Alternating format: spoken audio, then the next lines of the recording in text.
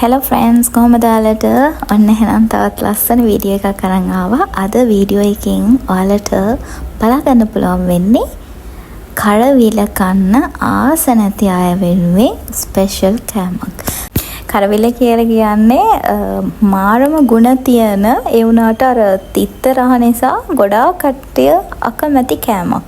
සමහර අය ආසයි, සමහර අය ආසම නැති කෑමක් කියලා කිව්වොත් කරවිල කියන්න පුළුවන්. ඒක මේ විදියට හැදුවොත් ඔයාලා ආපහු කරවිල හදලා කනවා ෂුවර්. එහෙනම් අපි බලමු මේක කොහොමද හදන්නේ කියලා. මම ඒකට මේස හැඳි එකක් දාගන්නවා හාල් පිටි.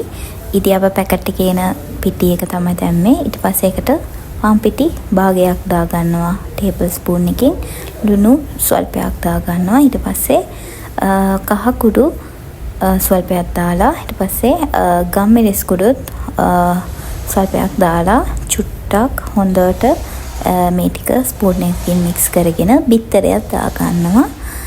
ඊට පස්සේ හොඳට මේ ටික මික්ස් කරගන්න තමයි තියෙන්නේ. මේ විදියට හදලා බලන්න කරවිල එක. චූටි බබාලාත් ආසාවෙන් කනවා කරවිල. එයාලා කරවිල කන්න ආස නැහැනේ තිත්තරහ නිසා මේම හැදුවම තිත්තරහ එච්චර දැනෙන්නේ නැහැ. ඒක නිසා මේක try කරන්න. ඊට පස්සේ මම අර කරවිල ටික මේකට දාගන්නවා. අර මැද තියෙන ඇට ඔක්කොම අයින් කරලා මේ විදියට දාලා මේක ගා ගන්නවා.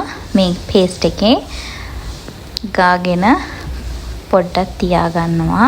මේක කරවිල වලට ආස නැති අයට විතරක් නෙමෙයි, කරවිල හැමදාම කන විදියට චුට්ටක් වෙනස් කරලා මේ විදියට හදලා බලන්න. ඒක වෙනමම ටේස්ට් එකක් තියෙනවා. ඉතින් ඔයාලට මේකයි බතුයි විතරක් කන්න පුළුවන්. කරවිල ටික මම මේ විදියට පේස්ට් එකේ දාලා මම ඒක ෆ්‍රයි කරගන්නවා. හොඳට හීට් වෙච්ච තාච්චියකට මේ විදියට දාගන්නවා එකිනෙක.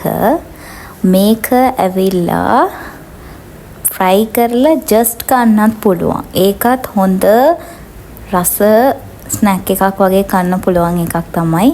ඔයාලට මේක චූටි බබාලට දෙන්න පුළුවන් මේ විදියට. සැර නැහැනේ, ඒක නිසා එයාලා ආසාවෙන් කනවා. මේක ඇවිල්ලා ඔයාලා හදාගන්න ඕන කන්න විනාඩි කීපයක ඇතුළත හදාගන්නව නම් ගොඩාක් හොඳයි. එතකොට අර ක්‍රිස්පිනස් එකට තියෙනවා. ඒක නිසා මෙන්න මේ විදියට ගෝල්ඩන් බ්‍රවුන් කලර් එක ආවට පස්සේ තාච්චියෙන් අරගෙන හිල් තියෙන පෙරණයක් වගේ තහඩුවකට වගේ දාගන්න. ටිෂු පේපර්, ඔයිල් පේපර් මොනවත් යූස් කරන්න එපා. ඊට පස්සේ මම මේ කරවිල ටික සෝස් එකක් වගේ එකක මික්ස් කරනවා. ඒකට ඕන සෝස් එක හදාගන්න. ඔයිල් එක හොඳට හීට් වුණාට පස්සේ සුදු ලුණු ටිකක් පොඩියට කපලා ඒක දාලා හොඳට සෝටේ කරගන්නවා. ඊට පස්සේ කෑලි මිරිස් දාගන්නවා. ටීස්පූන් 2ක් විතර. ෆ්ලේම් එක අඩුවෙන් තියාගන්න. ඊට පස්සේ මම ඒකට ලුණු එකතු කරනවා. ලුණු ටීස්පූන් භාගයක් විතර දානවා. සීනි ටීස්පූන් 1ක් විතර දාගන්නවා.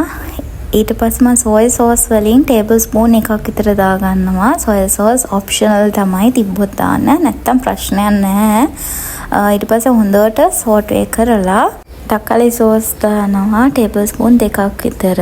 ඒක ඇවිල්ලා දාන තරමට රසයි. ඉතින් ඒක සෝස් නැත්තම් ඔයාලට පුළුවන් තක්කාලි ගෙඩියක් විතර බ්ලෙන්ඩ් කරලා දාන්න.